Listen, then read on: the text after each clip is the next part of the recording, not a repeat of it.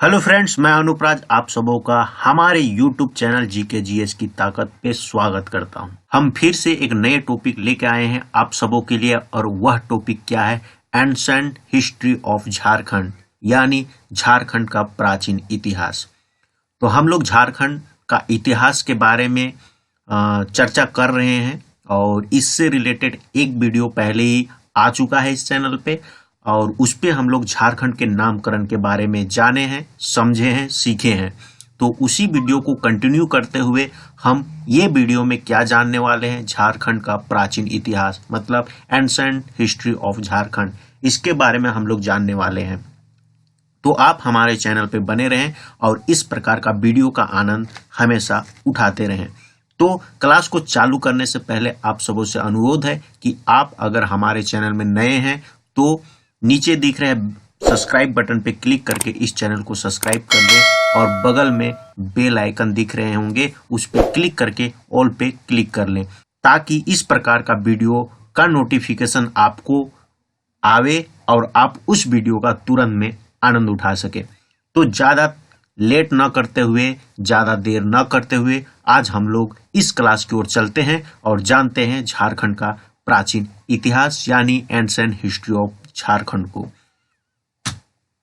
देखिए, झारखंड में उरांव जनजाति, अब उरांव जनजाति के बारे में हम लोग जानेंगे कि उरांव जनजाति कहां से और कैसे झारखंड में आए। ये सारे बातों को हम लोग यहाँ पे जानने वाले हैं। तो देखिए कि उरांव का संबंध दक्षिण भारत से रहा है। कहां से रहा है? उरांव जो है, उरांव का जो है संबंध जो है वो कहां से रहा है? दक्षिण भारत से रहा है। ये बात को आपको याद रखना है कि उरांव का संबंध कहां से रहा है? दक्षिण भारत से रहा है। दक्षिण भारत से चलकर उत्तर पश्चिम होते हुए रोहतास पहुंचे। सबसे पहले जो उरांव जनजाति थे वो कहाँ पहुंचे थे? वो रोहतास पहुंचे थे। और किधर से होते हुए आए थे? उत्तर पश्चिमी होते हुए। वो कहाँ से? दक्षिण भारत से चलकर, है ना, दक्षिण भारत से वो चले थे और उत्तर पश्चिमी होते हुए वो कहाँ पे पहुंचे थे? वो रोहतास पहुंचे थे सबसे पहले। ये बात को आपको याद रखनी है ना। आप फिर से हम देखिए, रिपीट कर रहे हैं, उरांव का संबंध दक्षिण भारत से रहा है। कहाँ से रहा है? दक्षिण भारत से रहा है। और दक्षिण भारत से चलकर उत्तर पश्चिम होते हुए रोहतास पहुंचे। तो उरांव सबसे पहले कहाँ पहुंचे? रोहतास पहुंचे। ये चीज को आपको क्या रखना है? याद रखना है। आगे देखते हैं, वहां इनका चेरो खेरवारों ने विरोध किया। किन किन लोगों ने? चेरो जनजाति और खरवारो जनजाति, है ना, खरवार जनजाति जो थे वो जनजाति और चेरो जनजाति उरांव जनजाति का क्या किए? विरोध किए। उरांव जनजाति का विरोध किए। रोहतास तो लोग पहुंच गए, लेकिन वहां पे चेरो जनजाति जो थे, खरवार जनजाति जो थे, वो उरांव जनजाति का क्या करते हैं? विरोध करते हैं। उसके बाद फिर ये छोटा नागपुर में खास, है ना, फिर ये छोटा नागपुर में खास और पलामू में बसे, है ना। उसके बाद ये क्या किए कि इनका विरोध हुआ। कहाँ विरोध हुआ? वो हुआ रोहतास में। और रोहतास में जब विरोध हुआ तो वो फिर छोटा नागपुर के खास में और पलामू में आके क्या किए? बस गए। तो इनकी एक शाखा कहाँ आके बसी, है ना, वो है राजमहल। राजमहल में इनकी एक शाखा आके बस गई थी। किनकी? उरांव जनजाति की, जिसका एक संतान, इनका एक संतान उरांव जनजाति का जो राजमहल में आके बसी थी, उसका एक संतान मालिया मारले कहलाया। क्या कहलाया? मालिया मारले कहलाया। तो इस प्रकार से ये जनजाति है कि उरांव जनजाति कहाँ से संबंधित थी? दक्षिण भारत से संबंधित थी। और वो दक्षिण भारत से उत्तर पश्चिम होते हुए रोहतास में आके बस रोहतास पहुंची। कहाँ पहुंची? रोहतास पहुंची। और इस प्रकार से उसके बाद वो कहाँ?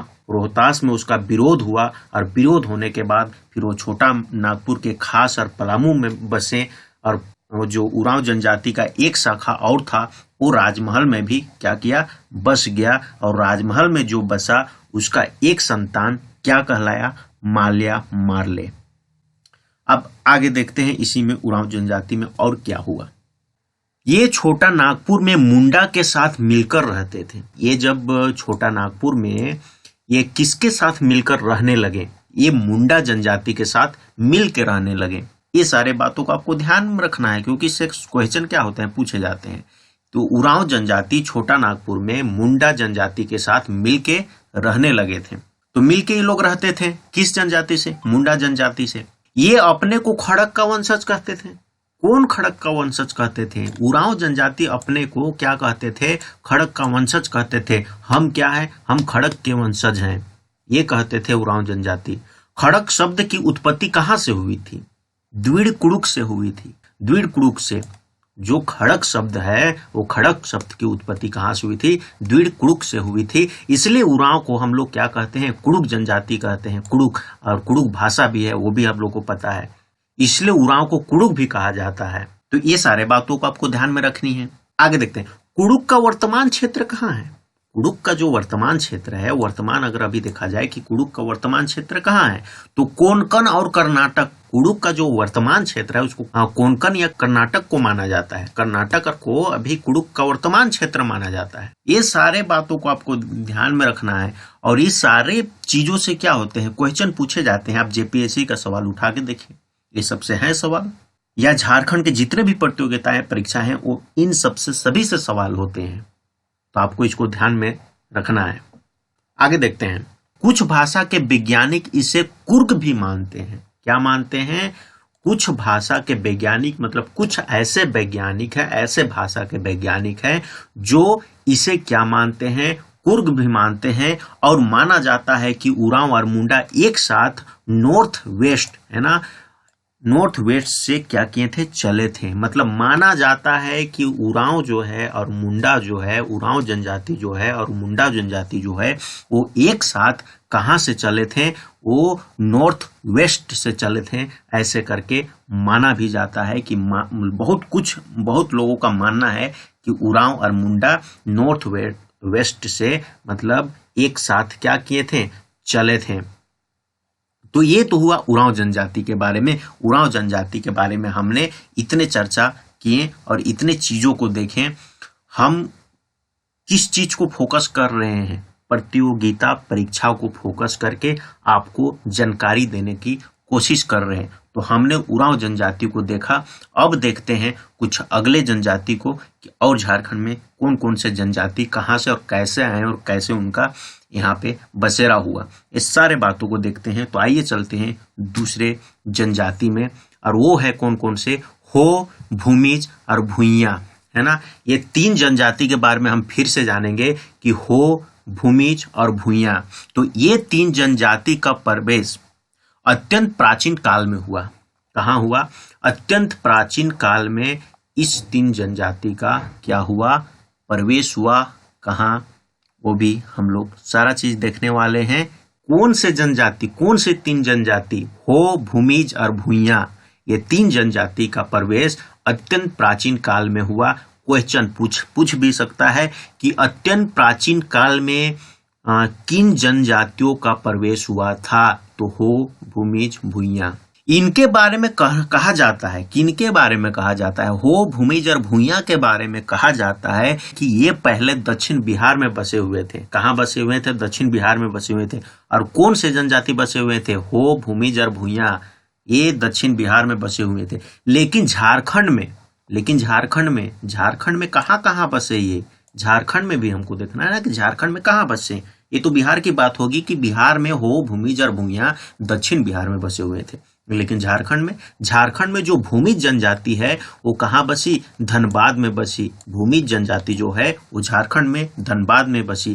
तथा हो और भुइयां सिंहभूम और पलामू में बसे। कहाँ बसे? सिंहभूम और पलामू में। कौन से जनजाति? भुइयां जनजाति। अब आगे देखते हैं। हो भाषा और रीति रिवाज मुंडाओं के भाषा और रीति रिवाज से बहुत मिलती जुलती है। किसकी भाषा और रीति रिवाज?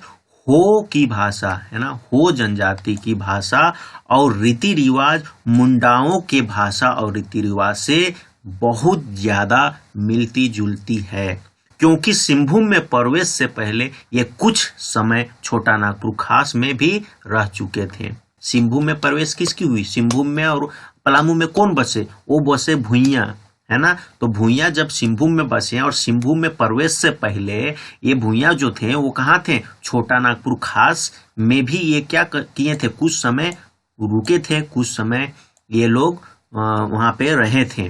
तो वही चीज को यहाँ पे कह रहा है कि क्योंकि सिंहभूम में प्रवेश से पहले ये कुछ दिन कुछ समय क्या किए थे, छोटा नागपुर खास में भी रह चुके थे, इसलिए मुंडाओं के भाषा और रीति रिवाज से इनका भाषा और रीति रिवाज क्या करता है, मिलता जुलता है।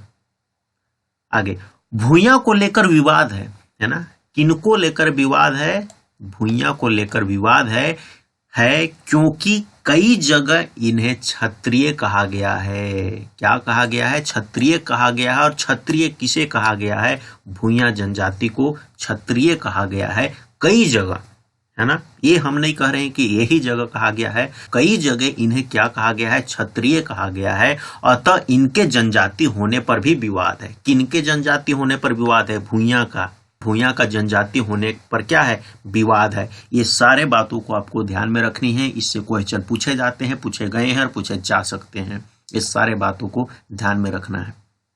आगे चलते हैं हम लोग।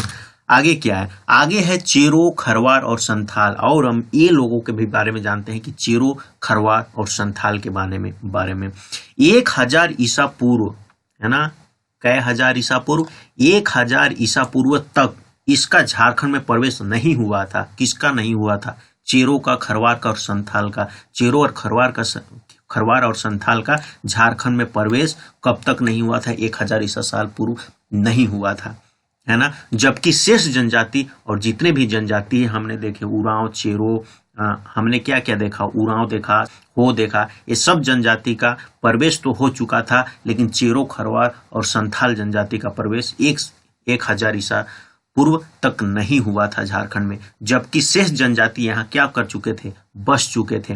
पूर्व मध्य काल में, है ना, कौन से मध्य काल में, पूर्व मध्य काल में 8वां संथाल हजारीबाग आके बसे। संथाल जो है वो हजारीबाग में आके बसे और चेरो और खरवार पलामू में आकर बसे।